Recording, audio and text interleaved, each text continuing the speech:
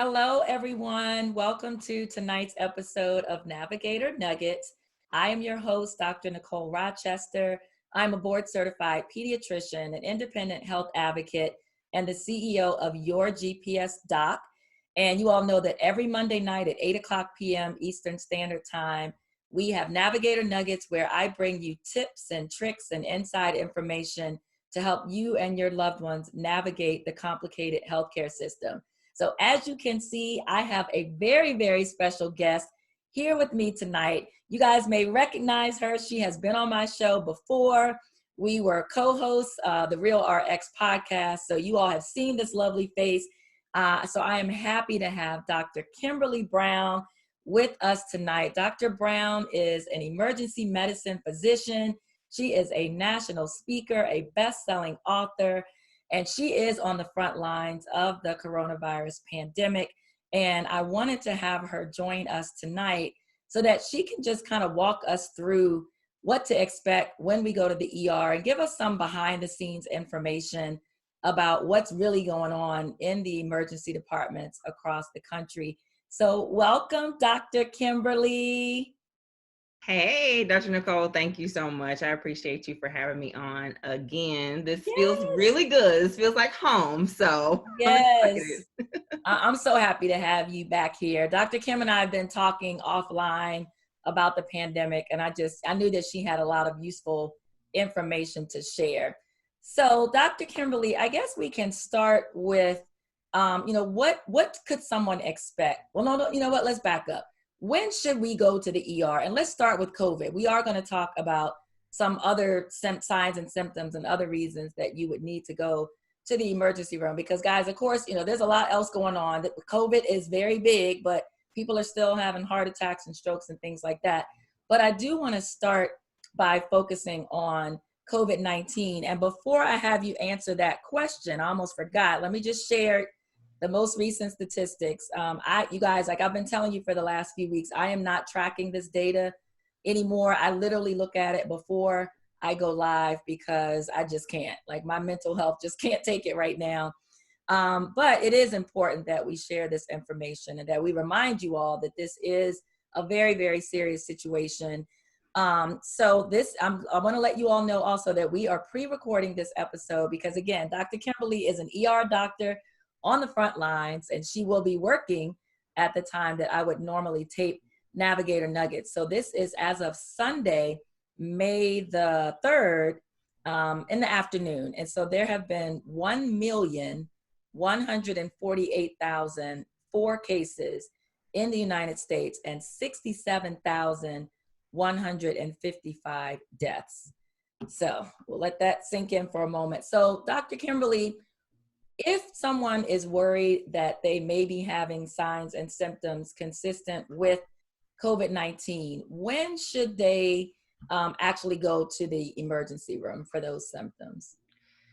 So, COVID, as we know, has been rapidly changing. What we knew as to be kind of quote standard symptoms has rapidly evolved to be a bunch of other things.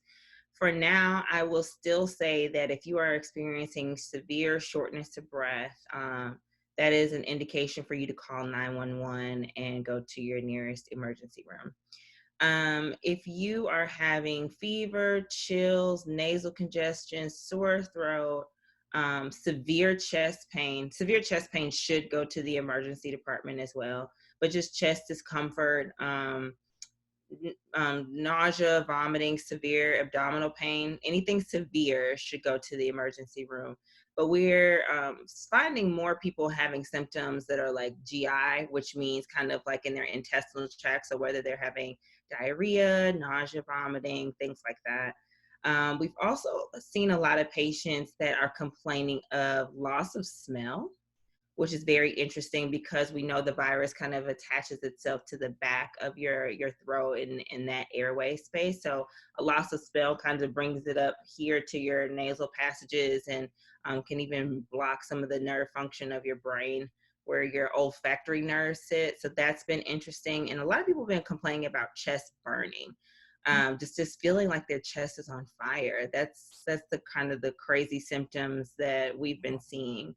But mostly if they're mild symptoms, meaning that you have a fever, you've been able to treat it at home with Tylenol, you know, cough, cold, kind of congestion symptoms, sore throat symptoms, things that you can manage at home. We do ask you to stay at home for that. And if you would like to be seen, reaching out to a telemedicine platform, whether that is your primary doctor or there's some other commercial platforms that are being available for patients if they want to be seen, and kind of getting directed from there, whether they should be tested for coronavirus or what have you. I am fully aware that different states and different cities are doing different things, and different places in our country, unfortunately, have more access to testing versus less access to testing. And some people are being charged for being tested, and some people are not. But I just say for now, it is still best to stay inside, stay safe at home, and try to reach out to a healthcare provider via telemedicine if you can. If not, then it's good to let the emergency department that you're going to know that you're coming, you're having some symptoms that you're concerned about, and they will have procedures and policies in place to take care of you when you get there.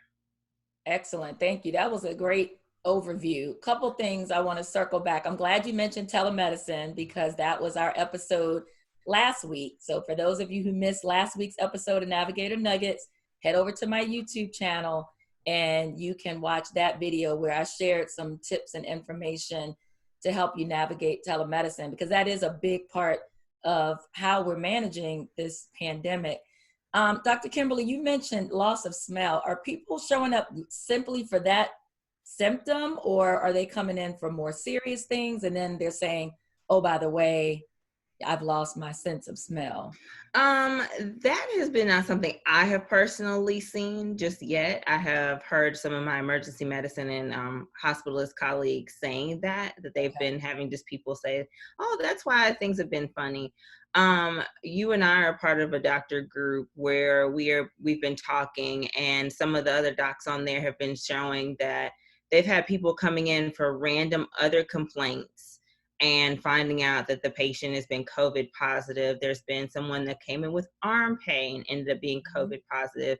And they got suspicious of it when they realized that they had a fever and their oxygen saturations were low, but the patient felt fine, except for their arm was hurting. There's been a history of someone having pelvic pain, so down low in their abdomen, having abdominal pain. And when they were evaluating that patient, they found some suspicious lesions in their lungs that looked like COVID-19 as well. So it's honestly starting to become a mixed grab bag.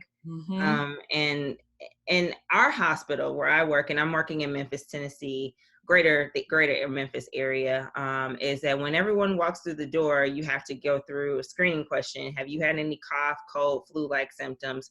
But it's like now it could be literally anything, it seems like.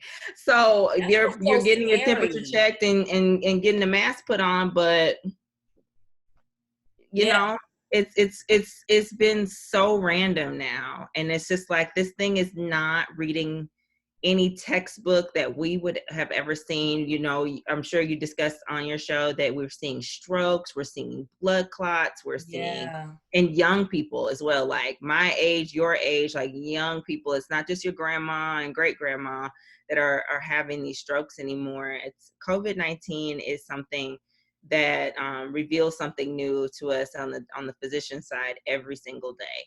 So yeah, and that's part of why it's so scary, especially for those of you on the front lines. Like you said, people are coming in for totally unrelated symptoms, but then, you know, maybe they get a CAT scan because of their belly pain. And in the CAT scan, you happen to see that they have pneumonia at the bottom of their lungs.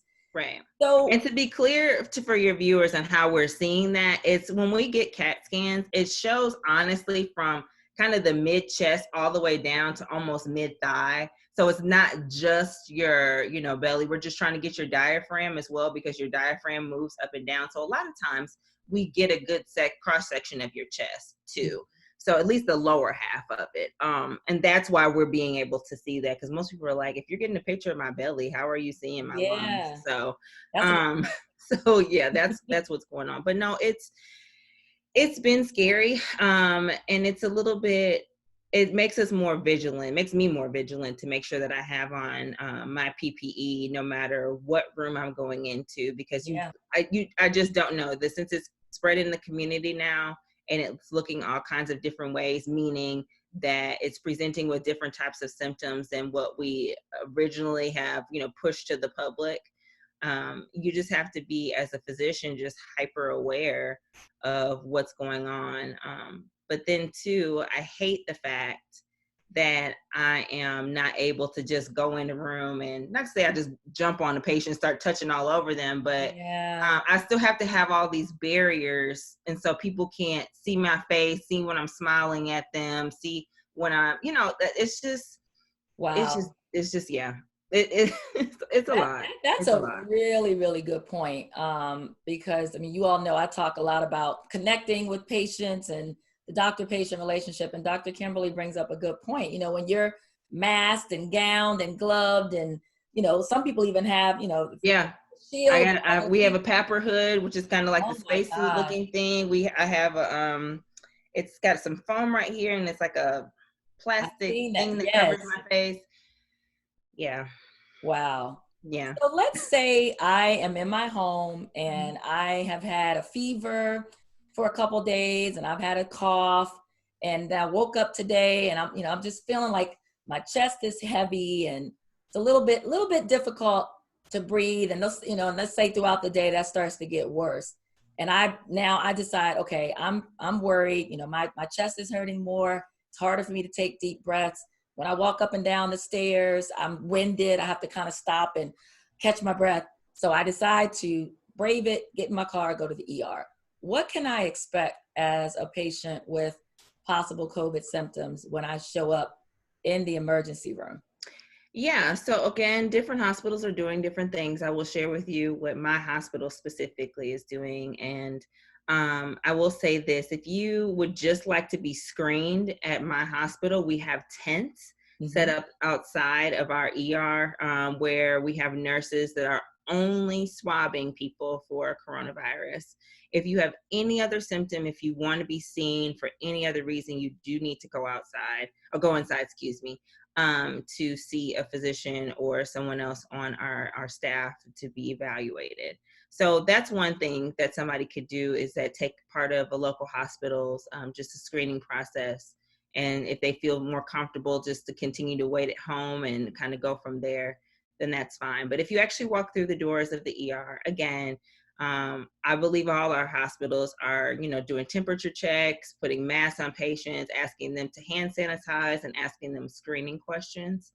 For our hospital, if you are COVID suspect, we have specific rooms that we are putting patients in, as we're calling them respiratory rooms, because they are isolated off. They are easier to control the air in that room, whether it's negative pressure or positive pressure, so that we can make sure that any respiratory droplets to stay in that room and are not spread into the other air conditioning or ventilator system in the hospital.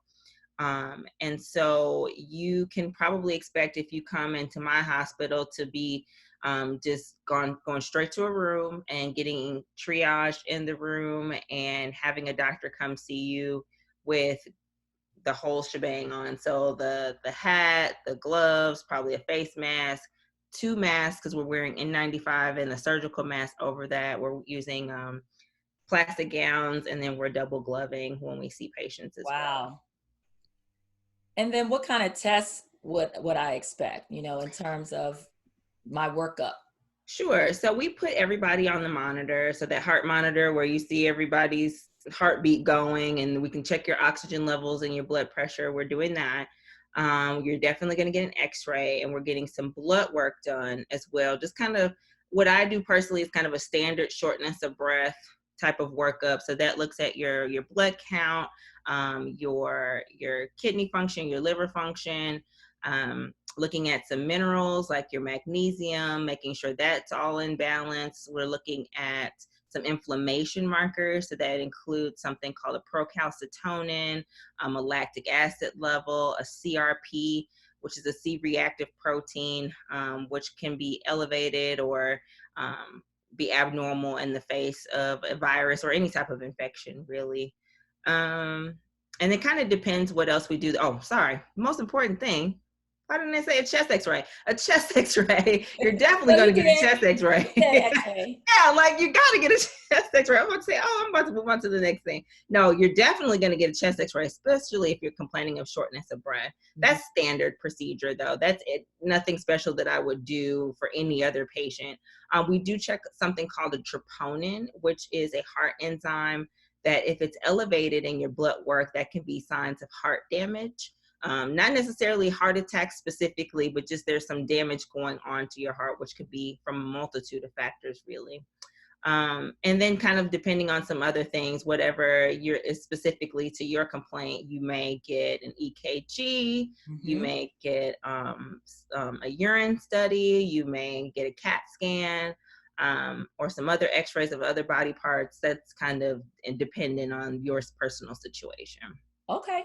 That's very helpful. And I know this is a little technical, but I actually want you all to hear the names of these tests because, again, we talked in other episodes when we talked about health disparities, how some people, particularly individuals of color, are not getting what we think is a full workup. They're being turned away. So if you go to the ER, again, for severe symptoms and you feel like you're not getting all of these tests or some of these tests, you could say, doctors, should I be getting a CRP study or should I be getting, definitely, like Dr. Kimberly said, a chest x-ray. I mean, if you go to the emergency room now complaining of cough, shortness of breath, and you don't get a chest x-ray, something is drastically wrong. Something is wrong and you should not leave. I'm going to say you should not leave that hospital without a chest x-ray. Absolutely. What do you think about home pulse oximeters? So I did purchase one for our home probably about a month ago. I'm hearing now you can't even, I ordered it through my favorite online store, which you all know what that is. Starts with an A. And I think it took about... It's probably mine right now too. Lord. And I think I got it in like maybe a week and a half, maybe 2 weeks at the most. But that's a question that I'm getting is, should every household have a home pulse oximeter? So what are your thoughts about that? That's a great question. I am going to say this for now. If you have known lung disease, meaning you have COPD, you have asthma, or you have some sort of other lung problem like cystic fibrosis or interstitial lung disease, I'm just kind of thinking of some things, then I think right now will be great. And you probably already do have a pulse oximeter at home, but now would be a great time to check it. I think if you're older, meaning let's say 65, 62 and above, and I would say that probably would be a good thing to have as well. The general public, I'm not sure it's best to have a pulse oximeter at home for right now, because we're even seeing that people are short of breath, or not even short of breath, have low oxygen saturations. And that if you have a home oximeter, it can be alarming as well. If you have a reading that says that's like 80 or something like that, it could be error in the machine, or it could be legitimate, like your oxygen sats are at 80% and the normal is anywhere between 95 to 100. So for right now, I would hold off on that. I would just wait for evaluation from a medical professional to figure out, what you best need. If you have been diagnosed with COVID-19, you've been hospitalized and you sit back home, I do think that you need a home pulse oximeter. And that's one thing that we're seeing with our discharge patients, is that they probably need a couple of extra things to self-monitor at home, but they're not going home with them. So unfortunately, if you know someone or if you've been diagnosed with COVID-19, you may want to get a pulse oximeter at home, because if you're getting low readings and you're not feeling very well, and it's kind of day 10, day 12 of your illness, or regardless of whenever you have your symptoms, that's something to go back to the hospital for immediately. Okay. Even to have it just double checked, just to make sure. So that's good. Thank you. I appreciate that information. And I had a client who had COVID-19 and was in the hospital for a few days, and they did send him home with actually a little bit of oxygen, Mm-hmm. or not a little bit. They sent him home with an oxygen tank. Just a splash of oxygen. Right. They actually sent him home with oxygen and a pulse oximeter. And, he's non-medical, but he was able to wean himself off, Mm-hmm. just based on the parameters that they gave him. So that is good information. So, speaking of people kind of self-monitoring, just kind of transitioning, you and I were talking offline, and I've heard from other of our colleagues that you all in the ER are seeing in some ways decreased volumes in areas that are not hot spots for COVID. And there's a concern that people who really should be going to the ER are staying at home due to fear of contracting the virus. So can you talk a little bit about that? So where I am, yes, we've definitely had decreased volumes. There would be some days that in a 10-hour shift, I would normally see like 25 people. I would only see like 10 to 12 now. So the Wow. volume has been cut drastically. But I will say this, the people that are there for the vast majority needed to come to the ER. They have been extremely sick. And the last several days, just in my hospital, we have had severe bleeding strokes.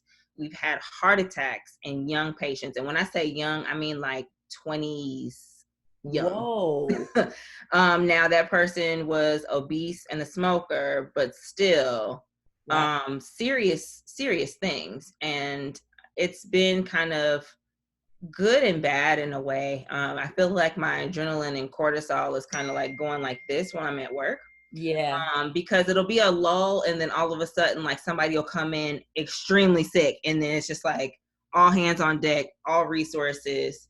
And it's not necessarily COVID patients. We are getting COVID patients where I am, but they have been mainly sick. The sick ones have been from a nursing home, and not the general community.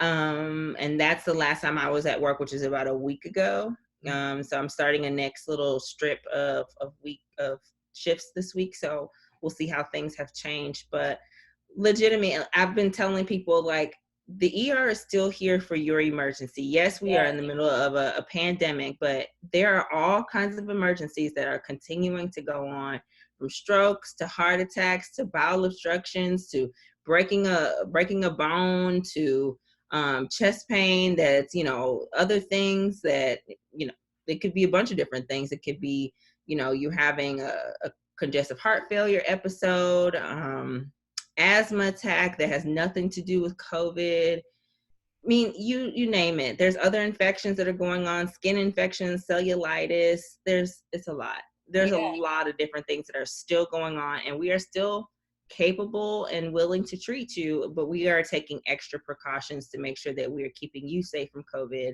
And also we're screening people. We have screening procedures set up in place for people that we do need to admit to the hospital for COVID-19, even if they don't come in complaining of, what we know as COVID-like symptoms right now. That's good. And you all heard, I just want to reiterate that Dr. Kimberly said they are taking extra precautions, because look, I get it. I mean, we're doctors, but we're humans too. Right. And I'll be honest, I don't want to be in an ER right now, but there are certain things for which you still must be seen, Yes. In the ER. And so you all do need to understand that, the doctors and all the other staff are taking extra precautions so that if you do go for a non-COVID reason, you will be protected. And I can say personally, I have an older family member who was hospitalized. Actually, she went to the ER, was hospitalized for a little over 2 weeks. And thank God, she's out of that 14-day period, and she has not developed any symptoms. And we had another close friend of our family that went to the ER and was hospitalized for a few days, and he's well. So I can attest to the fact that, I know 2 people at least that have been hospitalized for non-COVID symptoms and have gone through the ER and were protected and did not contract COVID-19. So we do want to make sure that you all understand that if you are having a medical emergency, please do not delay seeking care out of fear for COVID. And then, you could, mess around and die from something else unnecessarily because your care was delayed, or you may just suffer from unnecessary complications as a result of Let that. me say this. Let me be specific about at least what my hospital is doing, because it's one thing to kind of say, oh, we're taking extra Yeah. precautions, but I want to like tell people exactly. So you know about the screening at the front door, you know what, and it's not just the doctors, it's the nurses, and honestly everybody that you're going to come into contact with. So whether it be a respiratory therapist, someone from radiology that is coming to do your X-ray or take you to CAT scan, everybody is wearing PPE. So some people are wearing hats, definitely gloves, definitely the mask and gloving as well. And also we're using disposable gowns as well. We are putting you in separate rooms if we can. And if we just are not we're at capacity and we can't put you in a separate room, then after you leave the room, we are double sanitizing. We will wait to clean that room, shut the room down. Nobody else can come in that room. That was your room for a certain period of time. And then our environmental services staff will come in PPE and sanitize the entire room before the next patient will come in as well. Unfortunately, one of the downsides of the things that we're doing to minimize patients being exposed to COVID-19 is that our hospital is not allowing any visitors. Yeah. And that is including in the emergency department, and it's absolutely necessary. So if it's like a minor, or if someone is developmentally delayed or cannot speak for some other reason, whether it's been a stroke or something else like that, and they absolutely need somebody there to kind of communicate what's been going on, then other than that, that's getting shut down. And we've been calling patients as families to kind of get a better story about what's happening. So that has been causing a little bit of a delay in some things sometimes, because we can talk to the patient and get a good story sometimes, but if we need more information, then either myself or I'll have a nurse call and ask the patient's family what's been going on as well. If you do get admitted to the hospital, like I said, we are screening patients, whether they are symptomatic or not. If they didn't get it in the ER for some reason, then they're going to get one before they go upstairs. Some patients that we are pretty sure are COVID-19 positive are getting separate rooms in the hospital. So like our hospital's been split in half from like COVID patients to non-COVID patients. And even some of our ICU beds have been split the same way. So if you're here, because of an asthma attack, that does not necessarily mean that you're going to be put in the same place where a COVID-19 patient would be as well. When you're getting seen upstairs by the doctors, whether it's been the hospitalist or an intensivist or some other specialist, everybody still, if you are suspected to be COVID-19 positive, is wearing PPE and most definitely wearing masks as well. And some patients are even being asked to wear masks while they're hospitalized additionally.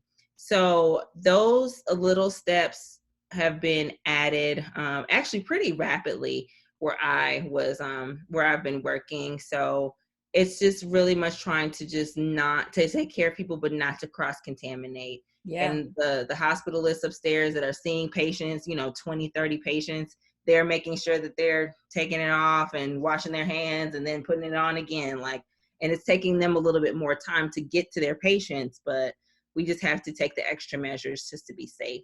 So I hope what I said, as far as that's concerned, is somewhat reassuring, that it's not just the words, but we are taking steps behind the scenes that you may never see or realize that was an extraneous step to protect you from getting COVID-19. Thank you. I appreciate that. I think it does help to actually hear what the hospitals are actually doing. And as Dr. Kimberly stated, I mean, they're doing a lot of things, and they're doing things that disrupt the efficiency of the system. But of course, this is necessary. So Right. I'm glad that you mentioned those details, because, no one wants to, we don't want to be spreading COVID-19 among hospitalized patients. No. So you all do need, the hospitals and the emergency departments, everybody recognizes the seriousness of this pandemic. And I mean, literally everything has just been, there's been like an upheaval to some extent, in an effort to, rewrite policies and make sure that safety is paramount. I do want, and guys, I did not prime Dr. Kimberly to say any of these things, but she's just touching on all of the previous episodes of Navigator Nuggets. So I do want to highlight one thing that she said, which is the lack of visitors. And you all know we've talked about that. Dr. Kimberly has shared with you that some patients come in and they really are not able to give an adequate story about their history. And so I just want to put in a quick plug for my Navigator Summary One Sheet, which is completely free, so that you and your family members now, while you are well, can begin to document your medical history, your medications, your allergies, your person, if you have a power of attorney or your next of kin, your doctor's name and phone number, so that doctors like Dr. Kimberly, I can't imagine Dr. Kimberly, but now would that be helpful to you? That may be extremely helpful to me. Show up with one sheet of paper, front back, with all of the information that Dr. Kimberly needs to know to take good care of you. So you can go to bit.ly/GPS one sheet, and you can give me your name and email, and that will immediately be delivered to your inbox. Anything else, Dr. Kimberly, that you feel people need to know about going to the emergency room during this pandemic? I guess this is something that's probably been said, but we are just out here trying to do the best that we can. Yeah. We are, and you have to realize too, and I think people are beginning to realize this now, that we may not be in a hot spot, or I personally may not be in a hot spot, but there's still not only an emotional burden, but a mental burden that I think all physicians are having right now, because we first went into this line of work because we wanted to serve people. We wanted to help people, and we took an oath to first do no harm. So we have to use our oath and be as conscientious and as practical as possible as we're going through this pandemic. And like I told you guys, like every single day, there's something new, there's something different that even on the medical side that we're learning about the virus and how it's impacting patients. And so we are just trying to do our best to make sure that everybody gets taken care of efficiently and they stay safe, or get safe and get healthy. So please just give us a little bit of grace as we're doing that. And I know most of you guys are wonderful, but I know it may be like, well, why is this taking so long, or what's happening, or why this, why that. There's just a lot that usually goes on behind the scenes in the ER anyway, but this is adding on another level to that. So just your nurse, your therapist, your registration person, not just the doctors, but everybody that you encounter in the hospital. We're just trying to work hard and try to keep ourselves safe and keep you safe as well. So please just give us a little bit of grace during this time. I know this is hard for everyone, but we're trying to get this through together. On that note, let me say one more thing. I've actually seen a lot more psychiatric diagnoses and hospitalizations come up since this has been going on, since we've been social distancing and quarantining and doing everything that we can to stay safe by staying at home. And there are a lot of people that are out there that are really, truly suffering. They may have had some underlying mental illness, or some depression, some anxiety, or some other thing. But just when you're not around other human beings and you're not able to take part of everyday life, it's very, very, very difficult. So continue to check on each other. So a friend of mine just had a baby 3 weeks ago. I'm continuing to check on her. I'm continuing to check on my personal friends that I know are doing well. But don't be afraid if you are on the verge of having some sort of a mental breakdown, to please reach out to a health professional, however way it is, whether it's by calling a hotline or just coming through the doors of an ER. I've had more of my psych patients say, I know this is silly. I know this is stupid. I know we're in the middle of a pandemic and you don't have time. I said, wait a minute. No, this is what I'm literally here for. I'm not necessarily here. I didn't think I was going to be here during a pandemic, but we are still here to serve you, no matter what that looks like, whether it's your mental health or your physical health. So Absolutely. Please just don't ignore the fact that this is hard. Everybody is trying to make it seem like, oh, this is great, buy lounge outfits while you're on your Zoom calls. And no, this is hard for a lot of people, and we recognize that. And so we are here for you in any way, shape, form, or fashion that we can be. Awesome. Thank you. Thank you for that, Dr. Kimberly. You have touched on everything, and I really appreciate you ending with the mental health piece, because that is huge and something that we don't talk about enough. And I do want to just take this opportunity to personally thank you. I pray for you. I think about you. I worry about you. But I do want to thank all of our frontline healthcare workers. And like Dr. Kimberly said, not just the doctors and the nurses, but the people that are cleaning the rooms, the radiology techs, the registration desk. I mean, you guys, you would never realize all of the people that are behind the scenes in hospitals and doctors' offices. You know, the administrators are meeting. My sister is in a hospital administration and has worked 7 days a week for the last, I think, 2 months, you know, just meeting and planning and all of that stuff. So I do want to thank every single healthcare worker and those of you who are frontline in other ways. I mean, thank God I'm able to get my groceries sometimes delivered, you know, or those of you who are stocking the shelves and the cashiers and the Uber Eats drivers, everybody. I mean, there's a lot of people that are putting themselves in harm's way. So, you know, I do want to personally thank all of you. I also want to make sure that you all know how to find this amazing physician. So Dr. Kimberly Brown, as I mentioned, is a best-selling author. She wrote a book called It's an Emergency, which is an amazing resource. Honestly, I would pick it up right now during this pandemic, because in the book, she basically tells you how to navigate an emergency room stay and all of the different steps and things that you can expect. And this book is a good resource, obviously, not only now, but really throughout your lifetime. So, and Dr. Kimberly has agreed to offer my audience a special discount. So if you go to her website, drkimberlyb.com, you can purchase the book. If you use the discount code NUGGET, NUGGET, you will get a 20% discount off of her book. So thank you for that, Dr. Kimberly. And why don't you let everybody know where else they can find you? I just think it's funny that you forgot to say that you just so happened to write the foreword for my book. Well, since you are the navigator, you are the healthcare navigator. How can I not have you? Thank you. Yes, so if you love Dr. Nicole, which I'm sure you do, because you guys are always tuning in to Navigator Nuggets, she wrote something special for me when I was writing the book last year. So I'm sincerely grateful for that. Thank you so much, Dr. Nicole.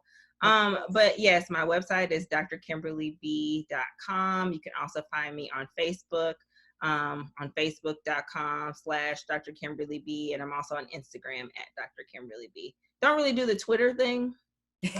So don't really look for me on there, because it's going to be nothing.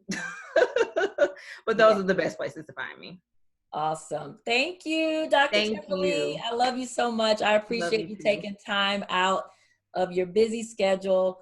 And you all, thank you for tuning in for another episode of Navigator Nuggets. Again, if you have missed previous episodes, I have been talking about the coronavirus every single Monday since March 2nd. Lots of useful information. Please go check out my YouTube channel. You can subscribe, or I encourage you to subscribe, and you can watch all the previous videos. Please share this video with your friends, with your family members. What I am learning after being on some podcasts and panel discussions is that there are actually a lot of people who still are in the dark about coronavirus. I mean, of course, they know that we're in the middle of a pandemic, but there are a lot of people that really aren't getting some of this critical information. So if you have an older family member, I know they may not be on Facebook, maybe you can play this in the background on a phone call, but I just want to make sure that everyone gets this useful information. So thank you all again for watching. Thank you, Dr. Kimberly. Thank you. And I will see all of you next Monday at 8:00 p.m. Eastern Time for the next episode of Navigator Nuggets. Take care.